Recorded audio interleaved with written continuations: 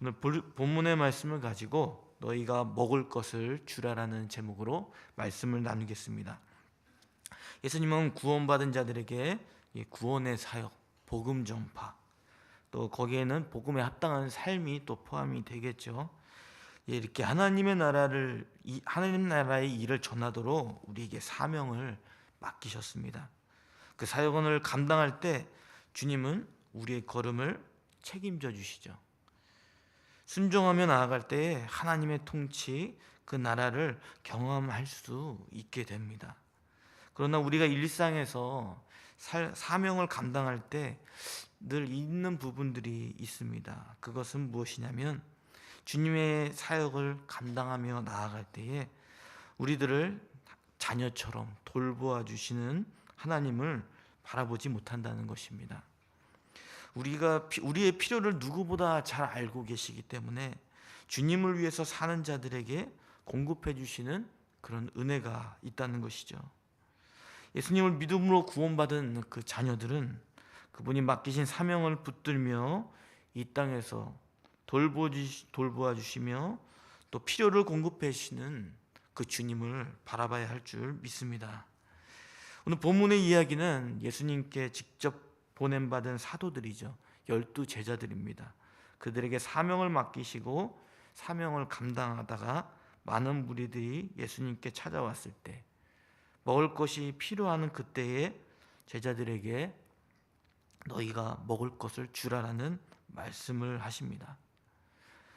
그 먹을 것을 주라고 하는 그 제자들의 그 양식은 굉장히 적은 양이었죠. 잘 알고 계시다시피 보리떡 5개와 물고기 2마리밖에 안 되는 그 소량의 양을 가지고 그것을 그 많은 무리들에게 주라는 말씀을 하십니다.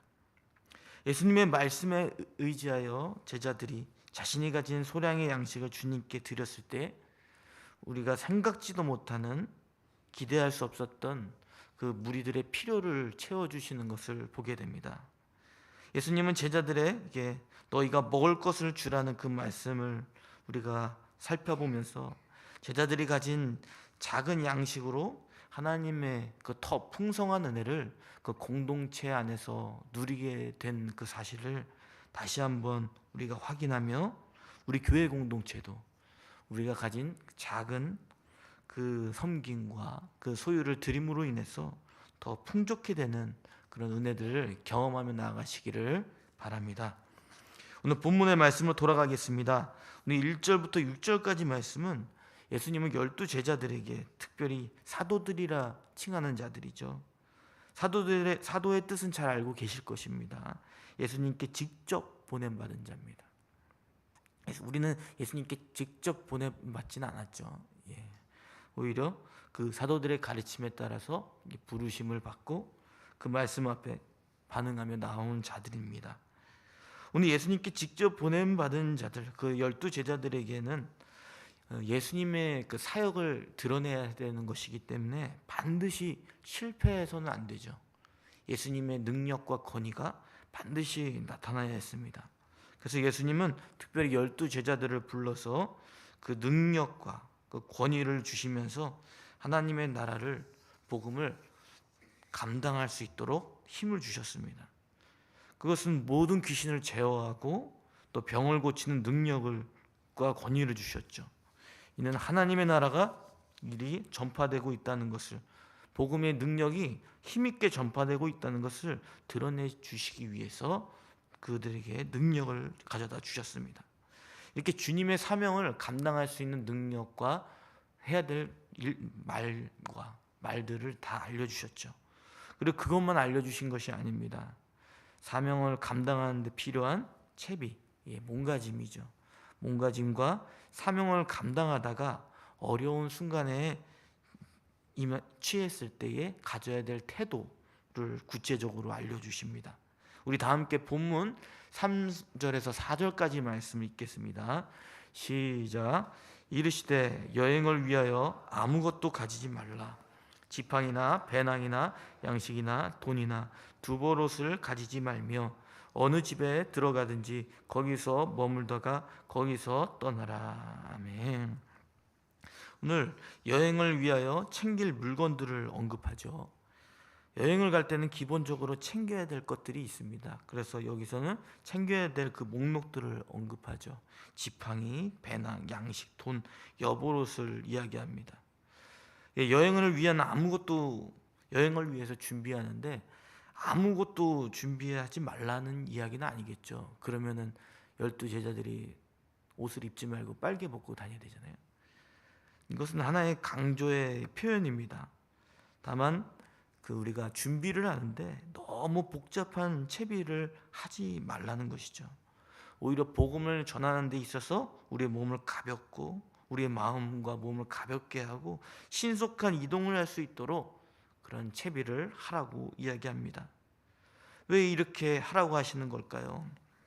우리가 복음의 사명을 감당하는 그 현장 속에서도 우리는 세상의 필요 때문에 염려가 생기기 때문이죠. 염려가 일어나게 되면은 주님의 사역을 집중하기가 쉽지 않지 않습니까? 그래서 자신의 필요를 채우기 위한 일들에 너무 집중하지 말아라. 정주객이 전도될 수 있는 그런 일들이 있을 수 있기 때문에 이것을 방지하기 위한 수단으로서 그렇게 말씀하신 것입니다. 우리가 이렇게 지나친 염려로 인해서 주님의 사역을 감당하지 못한다는 것은 마땅히 우리 삶 가운데 있죠. 그러나 그 가운데서 이렇게 말씀하시는 주님이 우리의 필요를 너무나도 잘 아시기에 그것을 채워주실 것이라는 그 이면에 하나님 주님의 뜻이 있다는 것을 우리가 기억하시기를 바랍니다. 또한 복음을 전할 때에 낙심하지 않기 위해서 어떤 마음가짐을 가져야 되는지를 알려주시죠. 그것은 이제 제자들이 복음을 전하는 장소가 있었습니다. 그 장소는 공적으로는 어떤 시장이나 길거리에서 했을 것이고, 그리고 사적인 장소에서는 집을 방문해서 그들을 영접해주는 그 사람들의 집에 가서 복음을 전하며 서로 떡을 떼는 그 일들을 했다고 합니다. 당시에는 이제 요즘에는 집에 방문하는 게 굉장히 부담스러워 하시잖아요. 그리고 요즘 침해받는다라는 생각들을 많이 젊은 분들은 많이 하시는 것 같아요. 근데 이때 당시에는 많이 환대하는 그 문화와 정서가 있었기 때문에 정말 그 복음을 감당하는 특별히 그 사역자들을 위해서 또 영접해주고 맞이해주는 그 분위기가 있었다고 합니다. 그러나 늘 영접해주고 맞이해주는 것은 아니죠. 복음을 받아들이지 않고 거부하는 사람들이 있었습니다.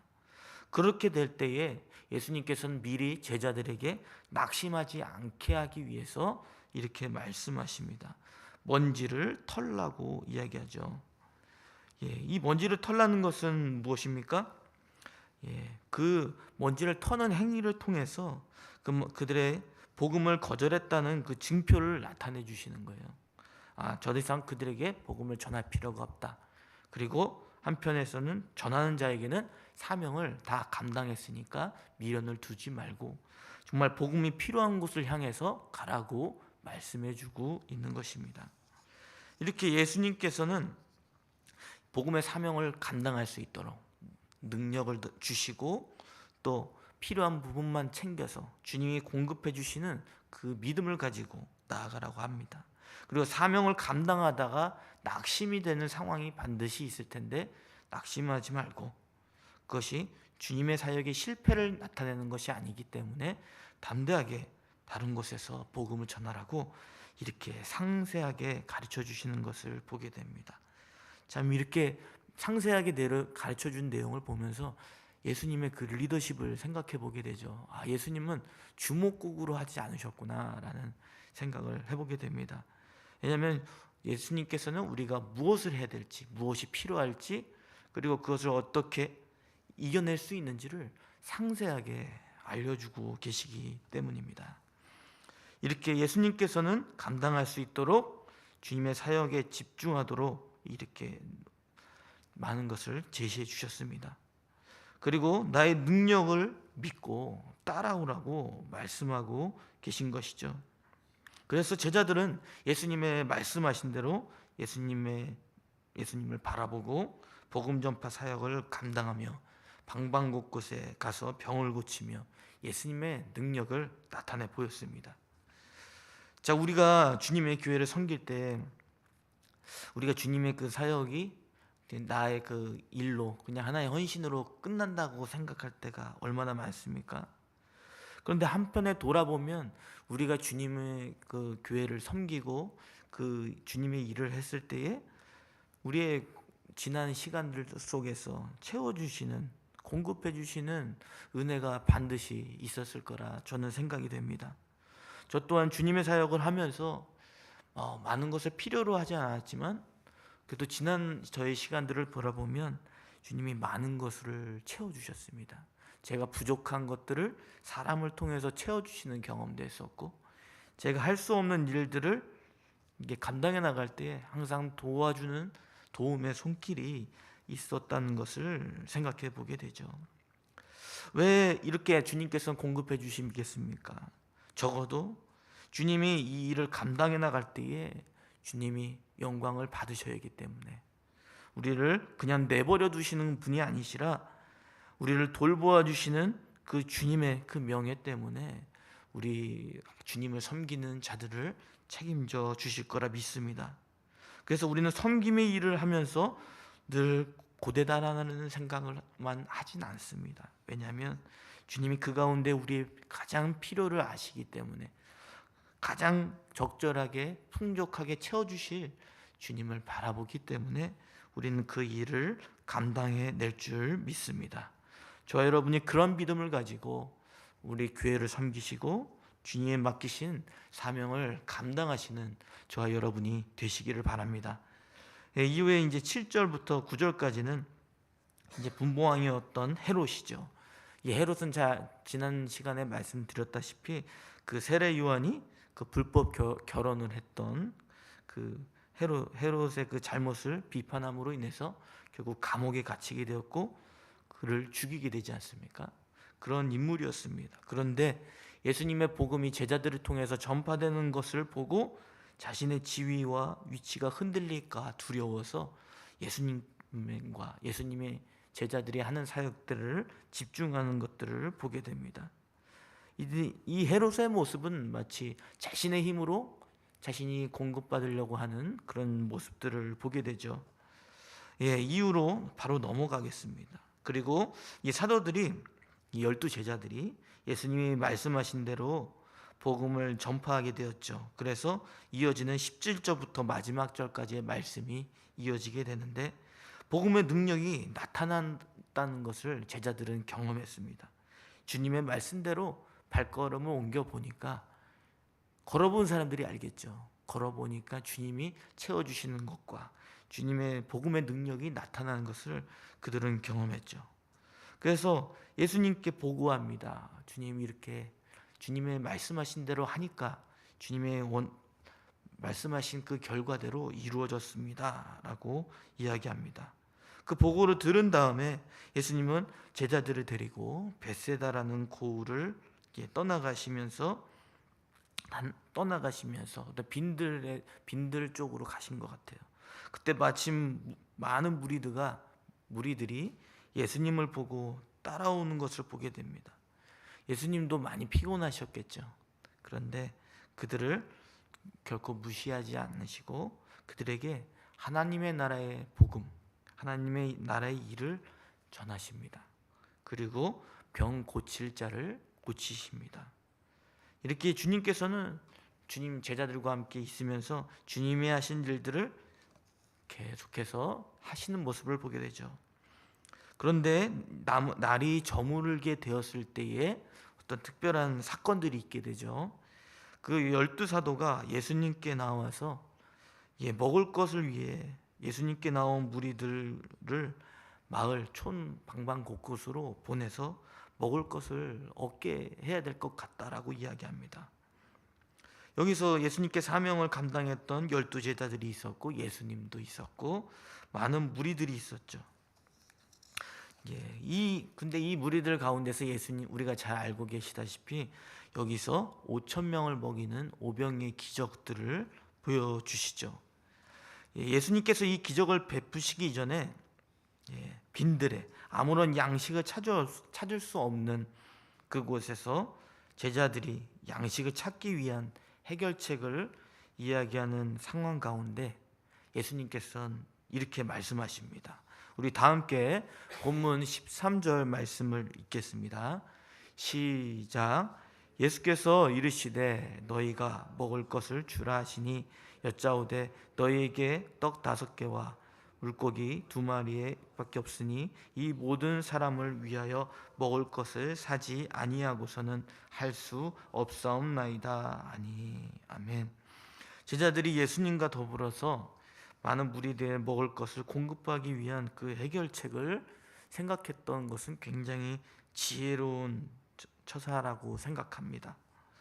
그런데 예수님께서는 이런 제자들에게 뭐라고 말씀하십니까? 너희가 먹을 것을 주라라고 말씀하십니다. 그러니까 너희가 가지고 있는 것을 가지고 무리들을 먹이라고 말씀하는 것이죠. 이 상황 있죠. 이 제자들이 지금 다 상황을 파악한 다음에 예수님께 보고를 하는 상황이잖아요. 지금 무리들이라고 하면 이제 뒤에 읽어보시면 아시겠지만 장정 남자들만 5,000명입니다. 근데 가지고 있는 것을 주라고 이야기할 때 지금 가지고 있는 제자들이 가지고 있는 떡이 뭡니까? 물고기 2마리와 떡 5개밖에 없죠. 모든 상황을 이미 예수님이 말씀하시기 전에 다 파악해 두는 상황이에요. 이 얼마나 모순적인 말로 들리겠습니까? 예수님의 말씀이. 여러분은 이 상황과 형편에 맞지 않는 마치 그런 모순적인 말을 하는 예수님의 말씀을 들었을 때 어떤 반응을 보이시겠습니까? 저도 한번 상상해 봤어요. 제자들이 헛웃음을 치지 않았을까? 이러면서요. 그랬을 것 같아요. 너무 황당하니까요. 아니면 뭐 좀 분위기가 갈 수도 있어요. 막 이러면서 분위기가 갈 수 있잖아요. 여러분도 그런 경험 해보셨잖아요.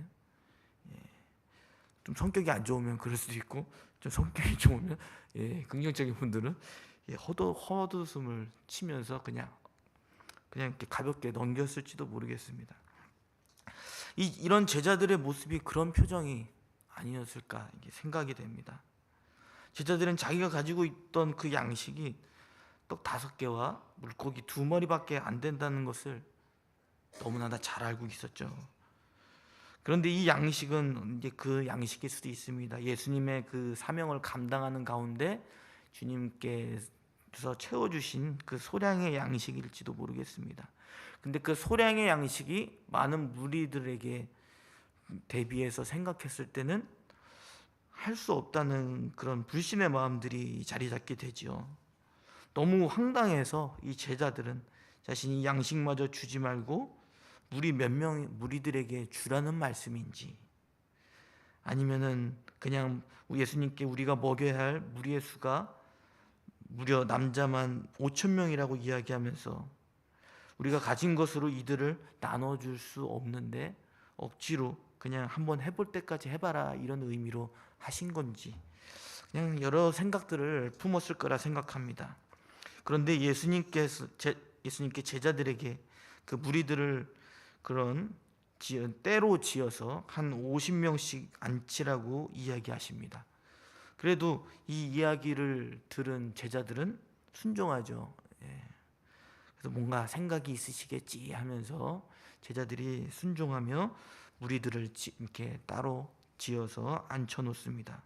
그래서 예수님께서는 그 제자들이 갖고 있던 떡 5개와 물고기 2마리를 가지고 하늘을 우러러 축사하신 후에 제자들에게 이제 나누어 주라고 하셨는데, 제 눈에는 제 손 어떻게 줬는지 그 좀 상황 설명을 좀 듣고 싶은데 아무런 설명이 없이 그냥 다 주셨다라고 말씀하고 있습니다. 이렇게 해서 예수님께서는 그 5,000명을 먹이시는 역사, 그 기적을 일으키시는 것을 보게 됩니다. 예수님의 권위와 능력을 부여받았던, 그리고 귀신을 제어했습니다. 병을 고치는 경험을 했던 사람이 누구였습니까? 가장 측근에 있었던 사도들이라고 하는 자들이었죠. 12제자들입니다. 귀신을 쫓아내는 일들을 보았습니다. 그것은 영적인 일입니다. 눈으로 보이지 않는 사역이었을지도 몰라요. 그런데 실제로 눈에 보이는 그런 일들에 대해서는 하나님께서 일하지 않으실 거라는 그런 착각을 하고 있는 것이죠. 우리도 그런 착각을 할 때가 너무나도 많죠. 우리는 구원받아서 죽어서 천국을 갈 것이며 보이지 않는 하나님이 나와 함께 계신다는 영혼의 어떤 평안과 기쁨만을 생각할지 모르겠습니다. 그런데 우리의 육신의 필요까지도 주님은 알고 계십니다. 그래서 주님은 주님의 원하시는 뜻을 위해서 하시고자 하는 일을 위해 육신의 필요를 채워주실 수 있는 분이심을 우리가 믿으시기를 바랍니다. 우리가 그냥 추상적인 그 하나님을 믿는 것이 아니라 살아계신 주님을 믿으며 주님이 지금도 우리와 함께 계시고 우리를 돌보아 주시며 무엇보다도 우리가 가장 필요로 하는 것들이 무엇인지를 잘 아시고 채워주실 분이심을 저와 여러분이 믿으며 나아가시기를 바랍니다. 그래서 물고기 2마리와 떡 5개, 물고기 2마리와 떡 5개를 이제 말씀하심을 통해서 기적을 베푸셨죠. 하나님이 말씀하시는 그 말씀은 현재를 뛰어넘는 미래를 내다볼 수 있는 눈이 제자들에게는 없었습니다. 우리도 믿음으로 그런 눈을 바라보지 못할 때가 있죠. 그러나 생사화복을 주관하시는 분은 바로 하나님이십니다. 우리가 내다볼 수 없는 미래까지도 주관하시는 분은 누구십니까? 바로 하나님이십니다. 그렇기 때문에 우리 필요한 양식을 가장 적절하게 필요에 따라서 공급해 줄 수 있는 분이심을 저와 여러분이 믿으시기를 바랍니다.